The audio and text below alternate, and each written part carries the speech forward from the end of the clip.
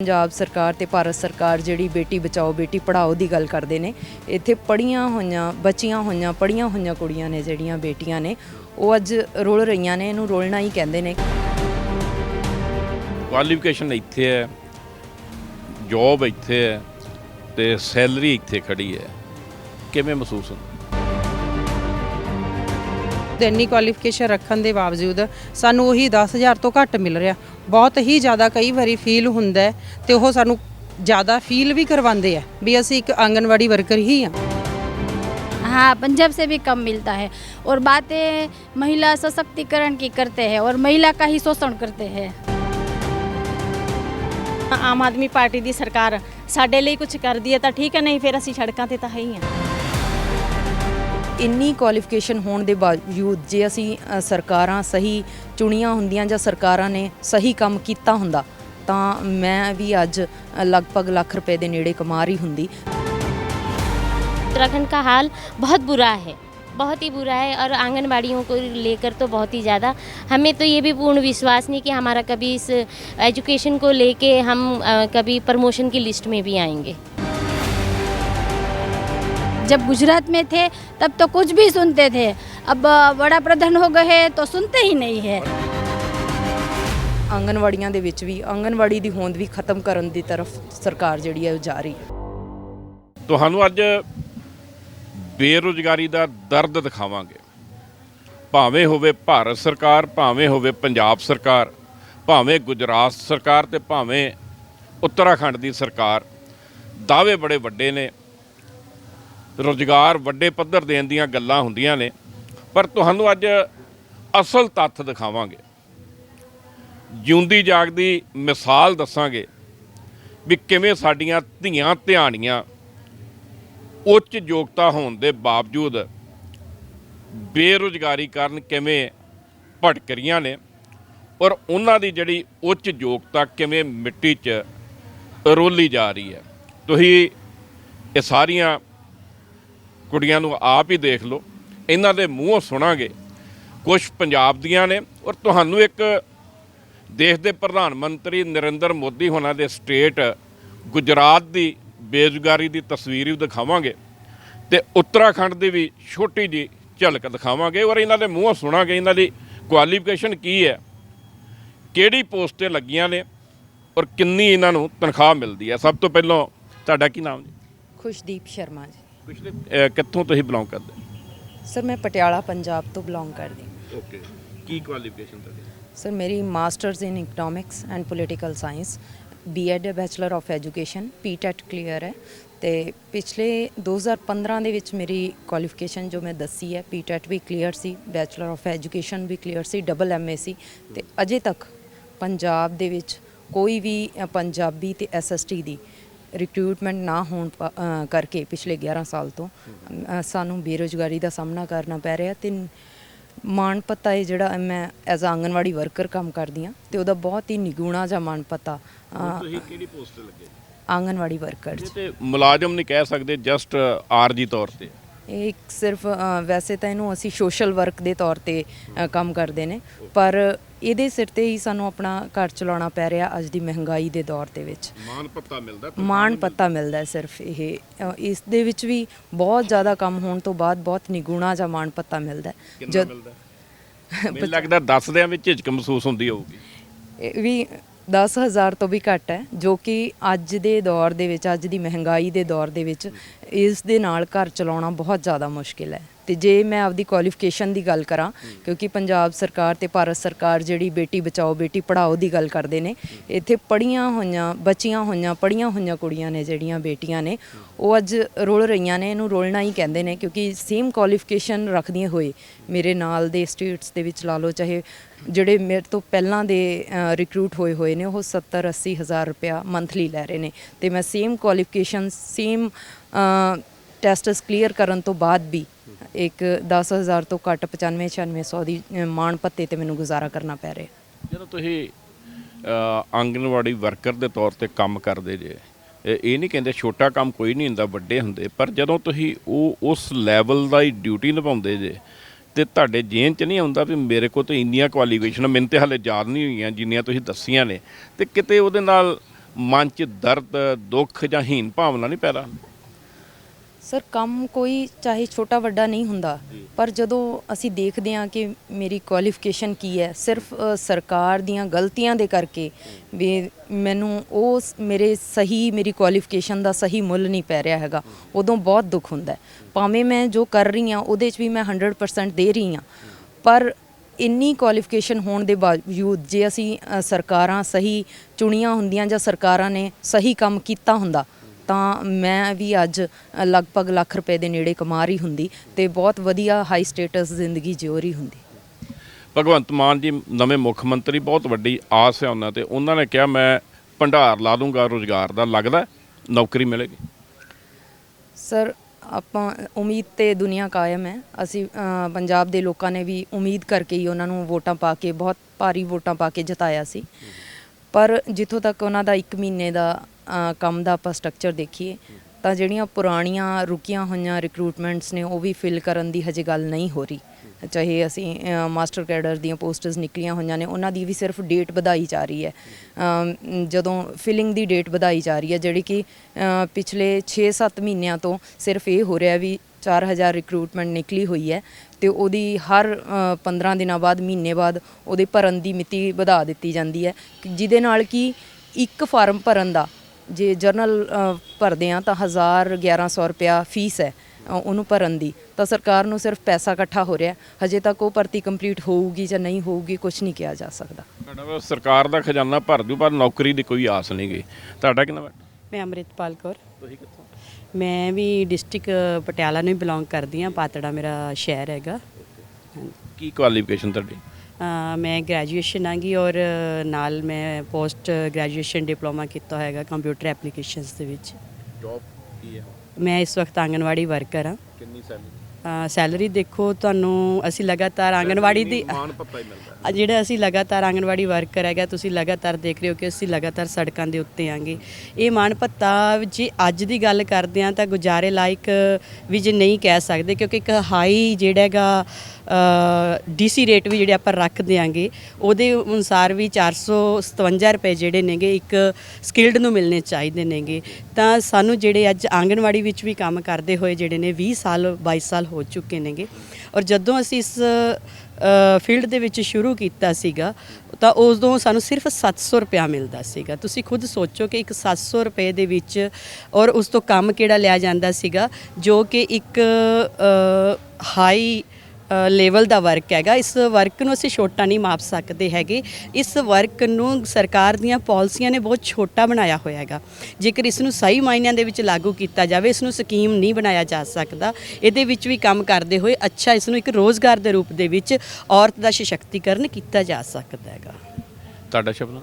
ਮੇਰਾ ਨਾਮ ਰਣਜੀਤ ਕੌਰ ਜੀ, ਮਾਨਸਾ ਜੀ। ਕੀ ਕੁਆਲੀਫਿਕੇਸ਼ਨ? ਮੈਂ ਗ੍ਰੈਜੂਏਸ਼ਨ ਜੀ plus NTT plus diploma early child care ਦਾ, ਉਸ ਤੋਂ ਬਿਨਾਂ ਮੈंने DCA ਕੀਤਾ ਹੋਇਆ ਕੰਪਿਊਟਰ ਦਾ।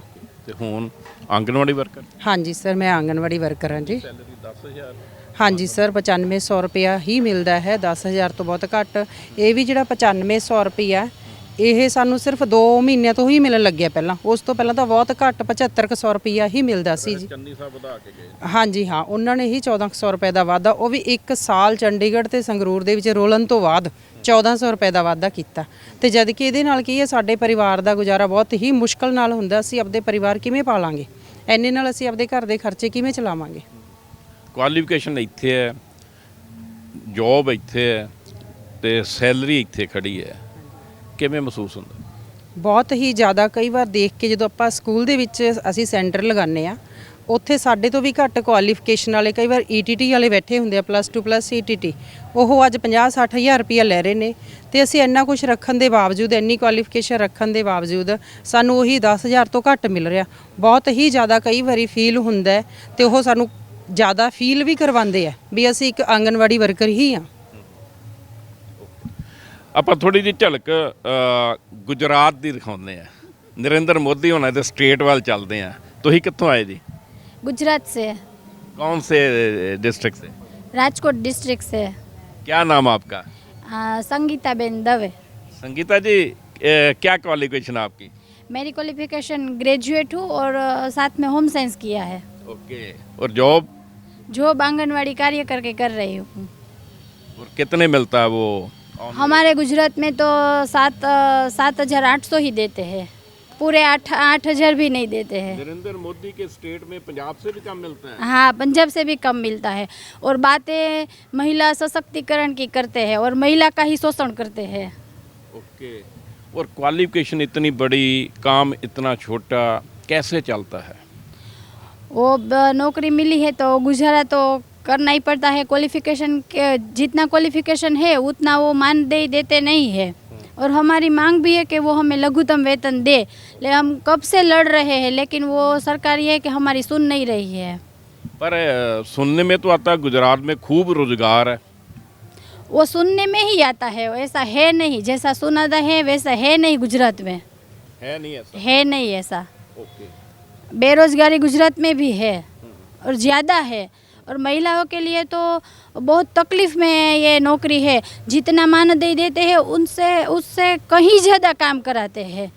और हमारी ये भी डिमांड है कि मानदेय बढ़ाए।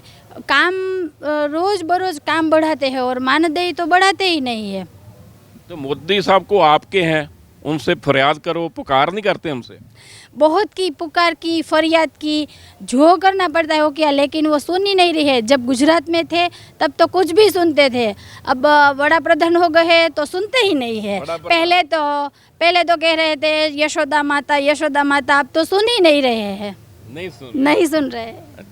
ਤੁਹਾਡਾ ਸ਼ੁਭ ਮੇਰਾ ਰਣਜੀਤ ਕੌਰ ਹੈ ਜੀ, ਜ਼ਿਲ੍ਹਾ ਬਠਿੰਡੇ ਤੋਂ ਜੀ। ਓਕੇ। ਕੀ ਕੁਆਲੀਫਿਕੇਸ਼ਨ ਤੁਹਾਡੀ? ਮੇਰੀ BA ਹੈ ਜੀ, ਪਲੱਸ ANM ਦਾ ਕੀਤਾ ਹੋਈ ਮੈਂ ਕੋਰਸ, ਪਲੱਸ ANM ਦਾ ਵੀ ਕੀਤਾ ਹੈ, ਪਲੱਸ NTT ਕੀਤੀ ਹੋਈ ਹੈ ਜੀ। ਹਾਂਜੀ। ਤੇ ਜੌਬ ਹੁਣ ਕੀ ਕਰਦੇ? ਆਂਗਣਵਾੜੀ ਵਰਕਰ ਦੇ ਤੌਰ ਤੇ ਜੀ। ਸੈਲਰੀ ਉਹੀ 95? ਹਾਂਜੀ ਹਾਂਜੀ, ਉਹੀ 9500 ਰੁਪਏ ਤੇ ਜੀ। ਕਿਵੇਂ ਲੱਗਦਾ ਕਿਉਂ ਇਹ ਸਾਰਾ ਕੁਝ ਵਾਪਰ ਰਿਹਾ? ਬੇਰੁਜ਼ਗਾਰੀ ਜ਼ਿਆਦਾ ਵਧੀ ਪਈ ਹੈ। ਸਰਕਾਰ ਜਿਹੜੇ ਬੱਚਿਆਂ ਨੂੰ ਮਤਲਬ ਜਿੰਨੀ ਕੁਆਲੀਫਿਕੇਸ਼ਨ ਆ ਉਹਨਾਂ ਨੂੰ ਰੁਜ਼ਗਾਰ ਨਹੀਂ ਦੇ ਰਹੀ ਹੈਗੀ। ਉਸ ਗੱਲ ਵੱਲ ਧਿਆਨ ਨਹੀਂ ਹੈਗਾ ਸਰਕਾਰਾਂ ਦਾ, ਤੇ ਇਸ ਕਰਕੇ ਸਾਰਾ ਹੀ ਹਾਲ ਹੋ ਰਿਹਾ ਹੈ ਜੀ। ਤੇ ਅਸੀਂ ਤਾਂ ਮੰਗ ਇਹੀ ਕਰਦੇ ਵੀ ਸਾਡਾ ਵੱਧ ਤੋਂ ਜ਼ਿਆਦਾ ਰੁਜ਼ਗਾਰ, ਜਿਹੜੀ ਕੁਆਲੀਫਿਕੇਸ਼ਨ ਦੇ ਹਿਸਾਬ ਨਾਲ ਸਾਨੂੰ ਰੁਜ਼ਗਾਰ ਮਿਲਣਾ ਚਾਹੀਦਾ ਹੈ। ਕਿਉਂਕਿ ਸਾਡੇ ਅਸੀਂ ਪੜ੍ਹੇ ਹਾਂ, ਅਸੀਂ ਬੱਚਿਆਂ ਨੂੰ ਵੀ ਚਾਹੁੰਦੇ ਹਾਂ ਚੰਗੀ ਐਜੂਕੇਸ਼ਨ ਦਈਏ। ਕਿਉਂਕਿ ਸਾਨੂੰ ਐਂ ਵੀ ਜੇ ਅਸੀਂ ਅੱਜ ਰੁਲ ਰਹੇ ਹਾਂ ਸਾਡੇ ਬੱਚੇ ਨਾ ਰੁਲਣ, ਪਰ ਨਹੀਂ ਲੱਗ ਰਿਹਾ ਇਸ ਤਰ੍ਹਾਂ ਦਾ, ਕਿਉਂਕਿ ਰੁਲਣਗੇ ਬੱਚੇ ਵੀ ਜਦੋਂ, ਕਿਉਂਕਿ ਸਰਕਾਰ ਕੁਝ ਕਰ ਹੀ ਨਹੀਂ ਰਹੀ ਹੈਗੀ। ਇਸ ਗੱਲ ਵੱਲ ਧਿਆਨ ਹੀ ਹੈ ਨਹੀਂ ਸਰਕਾਰ ਦਾ। ਬੱਚੇ ਰੁਲਣਗੇ, ਇਹ ਬਹੁਤ ਵੱਡਾ ਦਰਦ ਹੈ। ਤੁਹਾਡਾ ਨਾਮ ਜੀ? ਮੇਰਾ ਨਾਮ ਮਨਦੀਪ ਕੁਮਾਰੀ ਹੈ ਜੀ। ਮਨਦੀਪ ਜੀ ਕਿੱਥੋਂ ਤੁਸੀਂ? ਮੈਂ ਜ਼ਿਲ੍ਹਾ ਸੰਗਰੂਰ ਤੋਂ ਹਾਂ ਜੀ। ਹਾਂਜੀ। ਕੀ ਕੁਆਲੀਫਿਕੇਸ਼ਨ? ਮੇਰੀ BA NTT ITI। ਦੁਬਾਰਾ ਦੱਸੋ। BA NTT ITI। ਤੇ ਸਰਕਾਰ ਨੂੰ ਦੱਸੋ ਲੱਗੇ ਕਿਹੜੀ ਪੋਸਟ ਤੇ? ਮੈਂ ਬਤੌਰ ਹੈਲਪਰ ਕੰਮ ਕਰਦੀ ਹਾਂ ਜੀ। ਤੇ ਤੁਹਾਡੀ ਤੇ 9500 ਵੀ ਨਹੀਂ ਹੋਣਾ? ਨਹੀਂ, ਮੇਰੀ 9500 ਵੀ ਨਹੀਂ ਹੈ, ਮੇਰੀ 5100 ਰੁਪਏ ਹੈ। ਤੁਸੀਂ ਆਪਣੀ ਕੁਆਲੀਫਿਕੇਸ਼ਨ ਮੁਤਾਬਕ ਜੌਬ ਮਿਲੇ ਫਿਰ ਕਿੰਨੀ ਸੈਲਰੀ ਹੈ? ਕੁਆਲੀਫਿਕੇਸ਼ਨ ਮੁਤਾਬਕ ਤਾਂ ਜ਼ਿਆਦਾ ਹੋਣੀ ਚਾਹੀਦੀ ਹੈ। ਜਦੋਂ ਇੱਕ MLA 70-80 ਹਜ਼ਾਰ ਰੁਪਇਆ ਲੈ ਕੇ ਇਹ ਕਹਿ ਰਿਹਾ ਕਿ ਸਾਡਾ 70-80 ਹਜ਼ਾਰ ਰੁਪਏ ਦੇ ਵਿੱਚ ਗੁਜ਼ਾਰਾ ਨਹੀਂ ਹੁੰਦਾ, ਤਾਂ ਉੱਥੇ ਉਹਨਾਂ ਨੂੰ ਇਹ ਕਲੀਅਰ ਸੋਚਣਾ ਚਾਹੀਦਾ ਹੈ ਕਿ ਜਿਹੜੇ ਸਾਡੇ ਥੱਲੇ ਕੇਡਰ ਕੰਮ ਕਰਦੇ ਨੇ, ਸਾਡੇ ਥੱਲੇ ਜਿਹੜੇ ਲੋਕ ਨੇ ਜਿਨ੍ਹਾਂ ਦੀ ਇੰਨੀ ਕੁਆਲੀਫਿਕੇਸ਼ਨ ਹੈ, ਇੱਕ 5ਵੀਂ ਜਾਂ 8ਵੀਂ ਜਾਂ 10ਵੀਂ ਪਾਸ MLA 70-80 ਹਜ਼ਾਰ ਰੁਪਇਆ ਲੈ ਕੇ ਇਹ ਕਹਿ ਰਿਹਾ ਹੈ ਇੰਨੇ ਮਤਲਬ ਪਬਲਿਕ ਤੋਂ ਵੋਟ ਲੈ ਕੇ ਕਿਸੇ ਦਾ ਗੁਜ਼ਾਰਾ ਨਹੀਂ ਹੁੰਦਾ, ਤਾਂ ਉੱਥੇ ਕਿਤੇ ਨਾ ਕਿਤੇ ਉਹਨੂੰ ਜਨਤਾ ਲਈ ਵੀ ਸੋਚਣਾ ਚਾਹੀਦਾ ਜਿਨ੍ਹਾਂ ਤੋਂ ਉਹ ਵੋਟ ਲੈਂਦੇ ਨੇ ਵੀ ਉਹਨਾਂ ਦਾ ਗੁਜ਼ਾਰਾ ਕਿੱਦਾਂ ਹੁੰਦਾ ਹੋਣਾ। ਇਹ ਜਿਹੜੀ ਸੋਚ ਆ ਉਹਨਾਂ ਦੀ, ਮਤਲਬ ਥੱਲੇ ਲਈ ਉਹਨਾਂ ਨੂੰ ਕੀੜੇ ਮਕੌੜੇ ਸਮਝਿਆ ਜਾਂਦਾ। ਤਾਂ ਸਾਡੀ ਸਰਕਾਰ ਨੂੰ ਇਹ ਗੁਜ਼ਾਰਿਸ਼ ਹੈ ਕਿ ਸਾਨੂੰ ਮਤਲਬ ਇੰਨੇ ਜ਼ਿਆਦਾ ਛੋਟੇ ਨਾ ਸਮਝੋ। ਅਸੀਂ ਹੁਣ ਤੱਕ ਲੜ ਕੇ ਜੋ ਵੀ ਲਿਆ ਲੜ ਕੇ ਲਿਆ, ਔਰ ਅੱਗੇ ਜੇ ਸਾਡੇ ਨਾਲ ਹੁਣ ਆਮ ਆਦਮੀ ਪਾਰਟੀ ਦੀ ਸਰਕਾਰ ਸਾਡੇ ਲਈ ਕੁਝ ਕਰਦੀ ਹੈ ਤਾਂ ਠੀਕ ਹੈ, ਨਹੀਂ ਫਿਰ ਅਸੀਂ ਸੜਕਾਂ ਤੇ ਤਾਂ ਹੈ ਹੀ ਹਾਂ। ਆਮ ਆਦਮੀ ਪਾਰਟੀ ਦੀ ਸਰਕਾਰ ਆ ਗਈ ਹੁਣ, ਤੇ ਆਮ ਆਦਮੀ ਦੀ ਸਰਕਾਰ ਆ ਗਈ ਹੁਣ, ਤੇ ਆਸ ਵੱਧੀ ਹੋਊਗੀ। ਆਸ ਕਿਤੇ ਨਾ ਕਿਤੇ ਉਮੀਦ ਹੈ, ਲੇਕਿਨ ਉਹ ਕਹਿੰਦੇ ਨੇ ਸਾਨੂੰ ਟਾਈਮ ਦਿਓ, ਇਸ ਕਰਕੇ ਅਸੀਂ ਹਜੇ ਆਪਣਾ ਸੰਘਰਸ਼ ਜਿਹੜਾ ਡਿਲੇ ਕੀਤਾ ਹੋਇਆ, ਅਸੀਂ ਹਜੇ ਟਾਈਮ ਹੀ ਦੇ ਰਹੇ ਹਾਂ ਔਰ ਦੇਖਦੇ ਹਾਂ ਆਉਣ ਵਾਲੇ ਸਮੇਂ ਦੇ ਵਿੱਚ ਸਾਨੂੰ ਕੀ ਤੋਹਫਾ ਦਿੰਦੀ ਹੈ ਭਗਵੰਤ ਮਾਨ। ਤੇ ਆਸ ਹੈ ਪਰ ਵੇਟ ਕਰ ਰਹੇ ਨੇ ਹਾਲੇ। ਤੁਹਾਨੂੰ ਹੁਣ ਥੋੜਾ ਜਿਹਾ ਰੰਗ ਦਿਖਾਉਂਦੇ ਆ ਉੱਤਰਾਖੰਡ ਦਾ। ਪੰਜਾਬ ਦਾ ਤੁਸੀਂ ਦੇਖਿਆ, ਤੁਸੀਂ ਆਪ ਭੋਗ ਰਹੇ ਜੇ ਪੰਜਾਬੀ ਲੋਕ, ਔਰ ਗੁਜਰਾਤ ਦਾ ਵੀ ਤੁਸੀਂ ਦੇਖ ਲਿਆ, ਉੱਤਰਾਖੰਡ ਦਾ दिखाते हैं। आप कहाँ से? मैं उत्तराखंड देहरादून से हूँ। देहरादून से, बड़ा खूबसूरत सिटी है वो। हाँ जी। क्वालिफिकेशन क्या है आपकी? मैं डबल MA हूँ, इंग्लिश किया, फिर डबल MA करने के बाद फिर मैंने NTT की है। NTT करने के बाद कंप्यूटर टैली नीट हूँ, और मैंने बहुत से ऐसी मेरी क्वालिफ़िकेशन बहुत हायर, पर जब मैं इस विभाग में लगी हूँ कि ये सोच के लगी, आपने तो छोड़ा ही कुछ नहीं, सारा कुछ कर लिया। लगे इससे उम्मीद से थे कि शायद हमारा प्रमोशन होएगा, पर ऐसा नहीं हुआ है। हम यूनियन के लोग हैं, हमारे साथ पार्शलिटी होती है बहुत, क्योंकि हमें किसी भी समारोह में हमें जल्दी से सम्मिलित नहीं किया जाता है, और ये यूनियन के लोग हैं करके हमारे कागज़ भी पीछे कर दिए जाते हैं। वो तो छोड़ो, क्वालिफिकेशन तो क्वालिफिकेशन है ना, वो तो मेरिट है। और अब आप कौन सी पोस्ट में काम करते हो? मैं आंगनवाड़ी कार्यकर्त्री के रूप में काम कर रही हूँ। सैलरी 9,300 है, जो अभी भी हमने लड़ झगड़ के बड़ी मुश्किल से सरकार से ली है।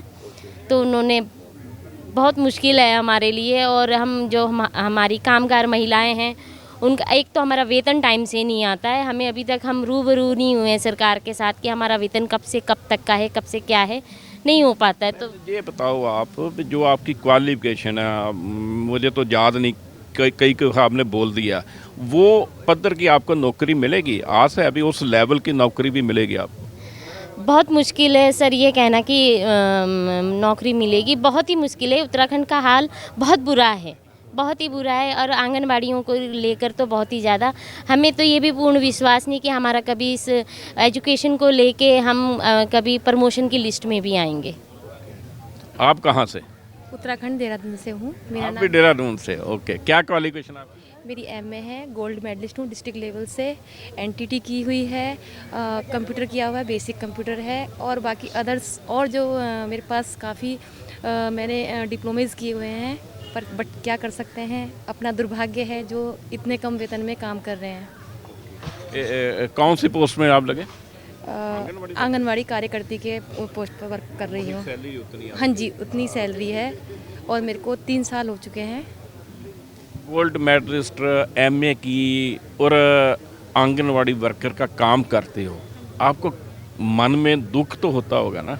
सर दुख बहुत होता है, इतना कुछ करने के बाद आज हम कहाँ हैं।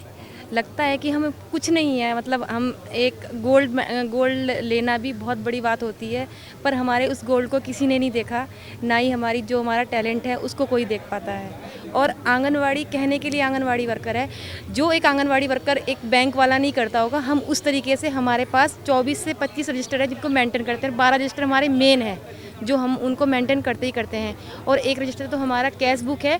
बैंक वाला भी उसमें इतना छोटा अमाउंट 25 पैसे 50 पैसे इधर उधर नहीं हम कर सकते, वो बहुत बड़ा अमाउंट। मतलब अगर एक पैसा भी हो गया, अगर हमारी ऑडिट होती है तो उसमें हम मतलब कह सकते हैं कि हम भ्रष्टाचार में आ सकते हैं। मैं सरकार से यही चाहूँगी, जो आंगनवाड़ी पे इतना वर्क है, पहले तो ये वर्क कम किया जाए और मानदेय बढ़ोतरी की जाए। ਸੋ ਤੁਸੀਂ ਸਾਰਿਆਂ ਦੇ ਮੂੰਹੋਂ ਸੁਣਿਆ ਵੀ ਕਿਵੇਂ ਬੇਰੁਜ਼ਗਾਰੀ 'ਚ ਸਾਡੀਆਂ ਧੀਆਂ ਧਿਆਣੀਆਂ ਜਿਹੜੀਆਂ ਨੇ ਉਹ ਉਲਝੀਆਂ ਪਈਆਂ ਨੇ। ਇੱਕ ਸਵਾਲ ਤੁਹਾਨੂੰ ਜ਼ਰੂਰ ਕਰਾਂਗਾ, ਤੁਸੀਂ ਆਂਗਨਵਾੜੀ ਵਰਕਰ ਯੂਨੀਅਨ 'ਚ ਕੰਮ ਕਰਦੀਆਂ ਜੇ, ਤੁਹਾਡੀ ਮੰਗ ਮਹਿਜ ਇਹੀ ਹੈ ਵੀ 10,000 ਤਨਖਾਹ ਮਿਨੀਮਮ ਵੇਜ ਸਾਨੂੰ ਦਿੱਤੀ ਜਾਵੇ, ਘੱਟੋ ਘੱਟ ਉਹ ਤੇ ਦਿੱਤੀ ਜਾਵੇ, ਪਰ ਇੰਨੀ ਕੁਆਲੀਫਿਕੇਸ਼ਨ ਲੈਣ ਦੇ ਬਾਵਜੂਦ ਇੱਕ ਨਾਅਰੇ ਲੱਗਦੇ ਨੇ ਸਰਕਾਰਾਂ ਦੇ ਘਰਾਂ 'ਚ, ਪੰਜਾਬ ਸੈਕਟਰੀਏਟ 'ਤੇ ਵੀ ਅਸੀਂ ਮਹਿਲਾਵਾਂ ਨੂੰ ਬਹੁਤ ਤਰਜੀਹ ਦਿੰਦੇ ਹਾਂ। ਕਿਤੇ ਲੱਗਦਾ ਨਹੀਂ ਵੀ ਇਹ ਬਹੁਤ ਵੱਡਾ ਇਨਜਸਟਿਸ ਹੋ ਰਿਹਾ ਪੰਜਾਬ ਦੀਆਂ ਧੀਆਂ ਧਿਆਣੀਆਂ ਨਾਲ, ਉਹਦੇ ਲਈ ਕੋਈ ਸੰਘਰਸ਼ ਵਿੱਢਿਆ ਜਾਵੇ? ਸਰ ਇਹ ਬਹੁਤ ਗੰਭੀਰ ਮੁੱਦਾ ਆਏਗਾ। ਅਸੀਂ ਜੇ ਇੱਥੇ ਕਹਿੰਦੇ ਆ ਕਿ ਸਾਨੂੰ ਮਿਨੀਮਮ ਵੇਜ ਦੇ ਘੇਰੇ 'ਚ ਲਿਆਂਦਾ ਜਾਵੇ, ਮੈਂ ਆਂਗਨਵਾੜੀ ਮੁਲਾਜ਼ਮ ਯੂਨੀਅਨ ਦੀ ਮੈਂਬਰ ਹੋਣ ਦੇ ਨਾਲ BEd ਟੈਟ ਪਾਸ ਮੁਲਾਜ਼ਮ ਯੂਨੀਅਨ ਦੀ ਵੀ ਮੈਂਬਰ ਹਾਂ, ਅਤੇ ਉਹਦੇ 'ਚ ਵੀ ਅਸੀਂ ਪਿਛਲੇ ਪਹਿਲਾਂ 10 ਸਾਲ ਕੈਪਟਨ ਅਮਰਿੰਦਰ ਸਿੰਘ ਦੀ ਕੋਠੀ ਦੇ ਅੱਗੇ ਹਜ਼ਾਰਾਂ ਵਾਰ ਲਾਠੀਆਂ ਖਾਧੀਆਂ ਨੇ, ਪੱਗਾਂ ਰੁਲਵਾਈਆਂ ਨੇ ਮੇਰੇ ਵੀਰਾਂ ਨੇ, ਚੁੰਨੀਆਂ ਪੜਵਾਈਆਂ ਨੇ ਅਸੀਂ ਵੀ, ਅਤੇ ਬਹੁਤ ਤੇ ਪਰਚੇ ਹੋਏ ਨੇ। ਹੁਣ ਉਸ ਤੋਂ ਬਾਅਦ ਸਿੰਗਲਾ ਜੀ ਦੀ ਕੋਠੀ ਦੇ ਅੱਗੇ ਬਤੌਰ ਆਂਗਨਵਾੜੀ ਵਰਕਰ ਵੀ ਅਤੇ ਬਤੌਰ ਕੈਡਰ ਆਫ ਦੈਟ ਯੂਨੀਅਨ ਮੈਂ ਬਹੁਤ ਟਾਈਮ ਪ੍ਰਗਟ ਸਿੰਘ ਦੀ ਕੋਠੀ ਅੱਗੇ ਵੀ, ਸਿੰਗਲਾ ਸਾਹਿਬ ਦੀ ਕੋਠੀ ਅੱਗੇ ਵੀ ਅਸੀਂ ਲਗਾਤਾਰ ਪੱਕੇ ਧਰਨੇ ਦਿੱਤੇ ਨੇ, ਪਰ ਉਹਨਾਂ ਨੇ ਸਾਨੂੰ ਵਿਸ਼ਵਾਸ ਦਿਵਾਇਆ ਸੀ, ਆਮ ਆਦਮੀ ਪਾਰਟੀ ਨੇ, ਇਸ ਤੋਂ ਪਹਿਲਾਂ ਵੋਟਾਂ ਤੋਂ ਪਹਿਲਾਂ, ਕਿ ਅਸੀਂ ਆਉਣ ਸਾਰ ਸਭ ਤੋਂ ਪਹਿਲਾਂ ਐਜੂਕੇਸ਼ਨ ਦਾ ਮੁੱਦਾ ਚੁੱਕਾਂਗੇ ਅਤੇ ਤੁਹਾਨੂੰ ਸਭ ਨੂੰ ਰੁਜ਼ਗਾਰ ਦਿਵਾਵਾਂਗੇ। ਪਰ ਇੰਨਾ ਟਾਈਮ ਹੋ ਚੁੱਕਿਆ, ਹੁਣ ਮੀਟਿੰਗ ਵੀ ਬਹੁਤ ਮੁਸ਼ਕਿਲ ਨਾਲ ਮਿਲਦੀ ਹੈ, ਅਤੇ ਜੇ ਮਿਲਦੀ ਹੈ ਸਿਰਫ ਇਹ ਕਿਹਾ ਜਾਂਦਾ ਅਸੀਂ ਕਰ ਰਹੇ ਹਾਂ, ਸਾਨੂੰ ਟਾਈਮ ਦਿਓ, ਅਸੀਂ ਤੁਹਾਡਾ ਜ਼ਰੂਰ ਹੱਲ ਕਰਾਂਗੇ। ਸਾਡੀ ਮੰਗ ਸੀ ਕਿ ਪਿਛਲੇ 11 ਸਾਲ ਤੋਂ ਬਾਅਦ ਪੰਜਾਬੀ SST ਦੀਆਂ ਪੋਸਟਾਂ ਨਿਕਲੀਆਂ ਨੇ, ਉਹਨਾਂ ਸਿਰਫ 4161 ਪੋਸਟ ਨਿਕਲੀ ਸੀ ਜਿਹੜੀ ਚੰਨੀ ਸਰਕਾਰ ਕੱਢ ਕੇ ਗਈ ਸੀ। ਅਗਲੇ ਦਿਨ ਹੀ ਚੋਣ ਜਾਬਤਾ ਲੱਗ ਗਿਆ ਸੀ ਤੇ ਉਸ ਚੋਣ ਜਾਬਤੇ ਲੱਗਣ ਤੋਂ ਹੁਣ ਤੱਕ ਇੰਨਾ ਟਾਈਮ ਹੋ ਗਿਆ ਤੇ ਹੁਣ ਵੀ ਜਿਹੜੀ ਆਮ ਆਦਮੀ ਸਰਕਾਰ ਹੈ ਉਹਨੇ ਵੀ ਉਹਦੀ ਡੇਟ 1 ਮਹੀਨਾ ਹੋਰ ਵਧਾਤੀ ਕਿ ਜੇ ਕੋਈ ਭਰ ਸਕਦਾ ਭਰੋ। ਸਿਰਫ ਇਸ ਦੇ ਨਾਲ ਸਿਰਫ ਖਜ਼ਾਨਾ ਭਰਿਆ ਜਾ ਰਿਹਾ। ਸਾਨੂੰ ਕੋਈ ਉਮੀਦ ਨਹੀਂ ਵੀ ਉਹ 4161 ਪੋਸਟ ਜਾਂ ਤਾਂ ਵਧੇਗੀ ਜਾਂ ਫਿਰ ਉਹ ਫਿਲ ਹੋਏਗੀ, ਹੈ ਨਾ। ਚਾਹੇ ਕਿਸੇ ਵੀ ਸੈਕਸ਼ਨ ਨੂੰ ਲੈ ਲਈਏ, ਚਾਹੇ ਫਿਜ਼ੀਕਲ ਐਜੂਕੇਸ਼ਨ ਦੇ ਟੀਚਰਸ ਨੇ ਜਾਂ ਮਤਲਬ ਕਾਫੀ ਯੂਨੀਅਨਸ ਦੇ ਨਾਲ ਮੈਂ ਅਟੈਚ ਹਾਂ। ਹਰ ਯੂਨੀਅਨ ਪਿਛਲੇ 10 ਸਾਲਾਂ ਤੋਂ ਵੀ ਤੇ ਮੈਨੂੰ ਲੱਗਦਾ ਹੈ ਵੀ ਅੱਗੇ ਵੀ ਜੋ ਰਵੱਈਆ ਹੈ ਸਰਕਾਰਾਂ ਦਾ, ਸਿਰਫ ਮੰਤਰੀਆਂ ਦੀਆਂ ਕੋਠੀਆਂ ਦੇ ਅੱਗੇ ਜਾ ਕੇ ਧਰਨੇ ਲਾਉਂਦੇ ਆ ਤੇ ਆਪਦਾ ਟਾਈਮ ਖਰਾਬ ਕਰਦੇ ਆ। ਇਸ ਕਰਕੇ ਇਹ ਸਿਰਫ ਸਾਡਾ ਗੁਜ਼ਾਰੇ ਦਾ ਸਾਧਨ ਹੈ। ਐਜ਼ ਆਂਗਨਵਾੜੀ ਵਰਕਰ ਜੇ ਮੈਂ ਕੰਮ ਕਰ ਰਹੀ ਹਾਂ, ਸਿਰਫ ਗੁਜ਼ਾਰੇ ਦਾ ਸਾਧਨ ਹੈ। ਜਿਹੜੀ ਮੇਰੀ ਕੁਆਲੀਫਿਕੇਸ਼ਨ ਹੈ ਉਸ ਦੇ ਲਈ ਵੀ ਅਸੀਂ ਅਲੱਗ ਤੋਂ ਲੜ ਰਹੇ ਹਾਂ ਐਜ਼ ਮਤਲਬ ਇਸ ਤੋਂ ਬਾਅਦ ਕਾਫੀ ਚੀਜ਼ਾਂ ਨੇ ਜਿਹੜੀਆਂ ਮੈਂ ਅਜੇ ਗਣਾਈਆਂ ਵੀ ਨਹੀਂ। ਜੇ ਅਸੀਂ ਇੱਥੇ ਆਂਗਨਵਾੜੀ ਵਰਕਰ ਕੰਮ ਕਰ ਰਹੇ ਹਾਂ, ਇੱਕ ਉਮੀਦ ਸੀ ਵੀ ਜੇ ਅਸੀਂ NTT ਕਰ ਲਾਂਗੇ ਸ਼ਾਇਦ ਇਹ ਸਾਨੂੰ NTT ਟੀਚਰ ਪ੍ਰਮੋਟ ਕਰ ਦੇਣਗੇ। Most of the anganwadi workers ਦੀ ਜਿਹੜੀ ਕੁਆਲੀਫਿਕੇਸ਼ਨ ਹੈ ਉਹ NTT ਵੀ ਹੈ, ਉਸ ਦੇ ਨਾਲ ਨਾਲ ਮੇਰੀ ਵੀ ਹੈ, NTT ਹੈ, PGDC ਹੈ, ਕੰਪਿਊਟਰ ਵਰਕ, ਪਰ ਕੋਈ ਪ੍ਰਮੋਸ਼ਨ ਇਹਨਾਂ ਨੇ ਈਵਨ ਜੋ ਸਾਡੇ ਕੋਲ ਪਹਿਲਾਂ ਸੀ 3 ਤੋਂ 6 ਸਾਲ ਦੇ ਬੱਚੇ ਜਿਸ ਦੇ ਸਿਰ ਤੇ ਅਸੀਂ ਉਮੀਦ ਕਰਦੇ ਸੀ ਕਿ ਸਾਨੂੰ NTT ਟੀਚਰ ਬਣਾ ਦਿੱਤਾ ਜਾਊਗਾ, ਉਹ ਵੀ ਲੈ ਕੇ ਐਜੂਕੇਸ਼ਨ ਸੈਕਟਰ ਨੂੰ ਦੇਤੇ ਤਾਂ ਕਿ ਸਕੂਲ ਬੰਦ ਨਾ ਹੋਣ। ਉਹਨਾਂ ਨੂੰ ਸਾਡੇ ਬੱਚੇ ਦਿੱਤੇ। ਅਸੀਂ ਆਂਗਨਵਾੜੀਆਂ ਦੇ ਵਿੱਚ ਵੀ ਆਂਗਨਵਾੜੀ ਦੀ ਹੋਂਦ ਵੀ ਖਤਮ ਕਰਨ ਦੀ ਤਰਫ ਸਰਕਾਰ ਜਿਹੜੀ ਹੈ ਉਹ ਜਾ ਰਹੀ ਹੈ। ਸੋ ਤੁਸੀਂ ਦੇਖਿਆ ਪੰਜਾਬ, ਉੱਤਰਾਖੰਡ ਤੇ ਗੁਜਰਾਤ ਦੀਆਂ ਕੁੜੀਆਂ ਨੂੰ ਜਿਹੜੀਆਂ ਹੱਥਾਂ ਵਿੱਚ ਡਿਗਰੀਆਂ ਵੱਡੀਆਂ ਵੱਡੀਆਂ ਯੋਗਤਾਵਾਂ ਲੈ ਕੇ ਖੜੀਆਂ ਆਪਣੀ ਵਿਥਿਆ ਸੁਣਾ ਰਹੀਆਂ ਨੇ।